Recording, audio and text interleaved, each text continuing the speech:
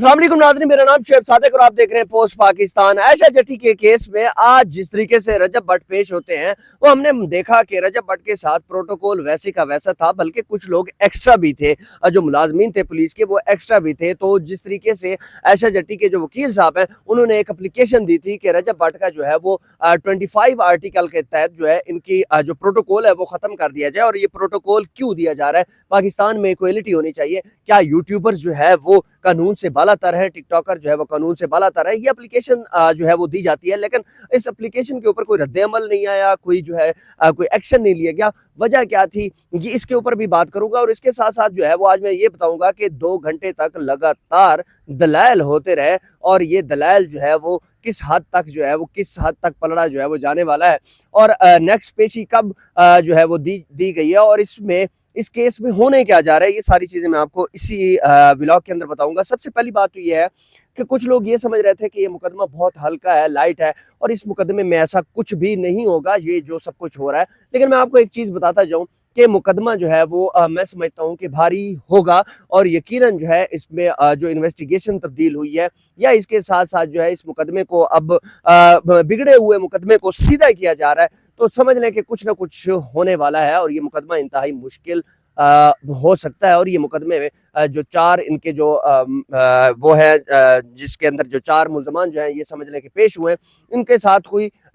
होगा ही होगा, ऐसे जो है ये केस जान छोड़ने वाला नहीं है। लेकिन एक चीज़ मैं आपको बताता जाऊं कि जो ऐसे जट्टी के जो वकील साहब हैं वो कहते हैं कि मुझे ये केस जो मिला, ये केस जो है इंतहाई बिगड़ी हुई हालत में मुझे मिला है, लेकिन मैं इसको अब संवार लूंगा। इस केस में सबसे पहले उन्होंने एक एप्लीकेशन दी थी DIG साहब को और उन्होंने कहा था कि जनाब ये जो इन्वेस्टिगेशन है ये दोबारा करवाई जाए और जो पहले जो इन्वेस्टिगेशन हुई है उस इन्वेस्टिगेशन में मैनेज किया गया है। तो उसके बाद जो है वो इन्वेस्टिगेशन भी तब्दील हुई और उसके साथ जो है फिर इनको रजब भट्ट और इनके साथ जो और लोग थे इनको बुलाया भी गया और ये पुलिस के सामने हाजिर भी हुए। और उसके साथ साथ मैं आपको बताता जाऊं कि दूसरी जो एप्लीकेशन इन्होंने दी थी कि वो ये थी कि इन्वेस्टिगेशन के साथ साथ दूसरी एप्लीकेशन ये थी कि आप जो है वो इसको इतना प्रोटोकॉल क्यों दिया जा रहा है, स्टेट की जो मशीनरी है वो इस्तेमाल हो रही है और पैसा ज़ाया हो रहा है, वक्त ज़ाया हो रहा है जनाब।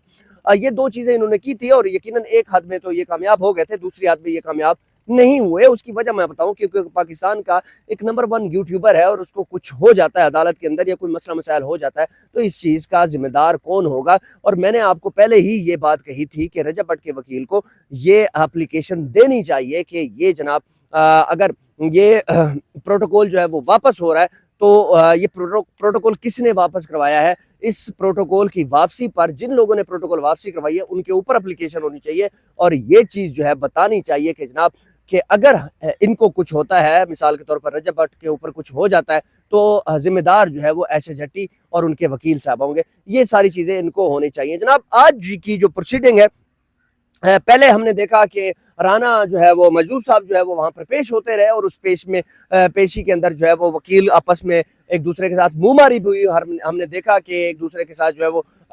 सही तलक कलामी हुई। लेकिन आज जो है अचानक हमने देखा कि सीनियर वकील जो है वो मियां अली इशफाक साहब खुद पेश होते हैं और वह जब वहां पर पेश होते हैं तो लोग समझ चुके हैं कि अब जो है वो केस थोड़ा सा जो है वो डेंजरस होने जा रहा है या कोई इतनी बड़ी बात थी तो इस वजह से वो पेश हुए जनाब। उसके बाद हमने ये चीज़ भी देखा कि 2 घंटे तक लगातार जो है वो दलाइल चलते रहे और काफ़ी सारे सुप्रीम कोर्ट के और हाई कोर्ट के फैसले जो है वो अली इशफाक साहब ने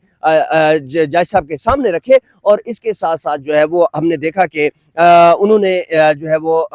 इस्तदा की कि जो है ये फुल ट्रायल जो है होना चाहिए। किसने की इस्तदा की? ये इस्तदा की आयशा जट्टी के वकील साहब ने कि भाई ये जूनियर की बस की बात नहीं है, सीनियर वकील जो है वो सामने आए और वो जो है वो आज पेश हुए। और उसके बाद जो है हमने देखा कि एक तरफ से मियां अली इशफाक साहब जो है वो बड़े एक लंबे दलाइल देते हैं और 2 घंटे के दलाइल जो है उन्होंने जो दिए उसके साथ जो है आयशा जट्टी के जो वकील साहब है उन्होंने जो है वो 15 से 20 मिनट के अंदर जो है वो अपने दलाइल जो है वो निपटा दिए। उसके बाद जो है हमने देखा कि आज जो माहौल था इनका आपस में बहुत अच्छा माहौल था, अंडरस्टैंडिंग बहुत अच्छी थी, मतलब कि कोई इस तरह की कोई बदतमीजी या कोई इस तरह की ऊपर नीचे बात नहीं हुई, वकला की दरमियान में बात कर रहा हूँ। उसके बाद जो है वो पुलिस का जो है प्रोटोकॉल भी वैसे को वैसे देखने को मिला। अब इन्वेस्टिगेशन जो है वो चेंज होगी, लेकिन एक चीज़ मैं आपको बताता जाऊँ कि इस बार जो है वो डेट अदालत ने दी है, ना कि डेट ली गई है। जनाब अगर हम बात करते हैं तो ऐसे जट्टी के वकील साहब कहते हैं कि हमने कोई डेट की इस्तदा नहीं की, हम जो है वो चाहते हैं कि जल्द अज जल्द इस केस का मामला जो है वो ख़त्म हो जाए। और दूसरी बात ये है कि 11 मई अब बरोज़ सोमवार वाले दिन जो है दोबारा जो है इस केस की समाअत होगी और इस केस में अली इशफाक साहब जो हैं उन्होंने जज साहब के सामने ये कहा है कि ये सिर्फ और सिर्फ फेम हासिल करने के लिए ये सारी चीज़ें की जा रही हैं। इसमें फेम इनको तो मिल ही रहा है और उसके साथ साथ जो है इस केस में जो है वो अदालत का टाइम ज़ाय किया जा रहा है और इस केस में कुछ भी नहीं है, क्योंकि पुलिस ने ऑलरेडी रजब भट्ट और इनके साथियों को जो है वो क्लियर कर दिया था। लेकिन अब फिर दोबारा जो है इन्होंने दोबारा ये सारे मामलात किए, ये सारे क्यों हो रहे हैं? इसके साथ साथ मैं आपको बताता जाऊं कि रजब भट्ट जो है वो आज खुद भी अदालत में पेश होते हैं और उस पेशी के अंदर जो है वो हमने देखा कि इनके जो चार जिनके ऊपर जो मुकदमात हैं, चार जो है लोग हैं, वो चार मुवक्किल जो है वो भी वहाँ पर पेश हुए, जिनमें जहांगीर है और उसके बाद जो है वो मान डोगर है और उसके बाद जवाद है। ये सारे जो है वो पेश होते हैं और ये लड़की जो है जो लड़की के जो अदालत में आज पेश होती है, तो हमने देखा कि वहाँ पर भी उन्होंने इंटरव्यू में कोई बातें वगैरह की हैं। लेकिन मैं आपको एक चीज़ बताता जाऊँ कि सबसे ख़तरनाक चीज़ ये है कि इस केस में कुछ ना कुछ जान भर दी जाएगी, क्योंकि अब जिस तरीके से जो फयाज़ रामे साहब हैं, जो उनके वकील हैं, उन्होंने जिस तरीके से केस को प्रोसीड किया, दोबारा एक पुराने कट्टे चट्टे फट्टे जो है वो उठा के जो सामने ला रहे हैं, तो वो केस में अब जान भरने की कोशिश कर रहे हैं और केस को सीधा ट्रैक पे लाकर उन्होंने खड़ा कर दिया है। थोड़ा टफ टाइम मिलेगा दोनों पार्टी को, जो है वो टफ टाइम मिलेगा। इधर से जो है वो अली इशफाक साहब हैं और उधर से जो है वो खुद है, और ये सारे मामलात जो है वो आपस में अब देखते ये हैं कि 11 मई को अदालत क्या फैसला करती है, अदालत क्या कहती है। और मैं आपको एक चीज़ बताता जाऊँ कि अगर इन्वेस्टिगेशन चेंज होती है तो फिर भी रजब भट्ट के लिए मैं समझता हूँ कि फ़ायदा है कि अगर वो कहते हैं कि हम सच्चे हैं, तो इन्वेस्टिगेशन होगी या जो भी मामलात होंगे, सारे कट्टे चट्टे जो है वो सामने खुल के आ जाएंगे। इस केस में मुकम्मल तौर पर जो है मैं कहता हूँ कि मामलात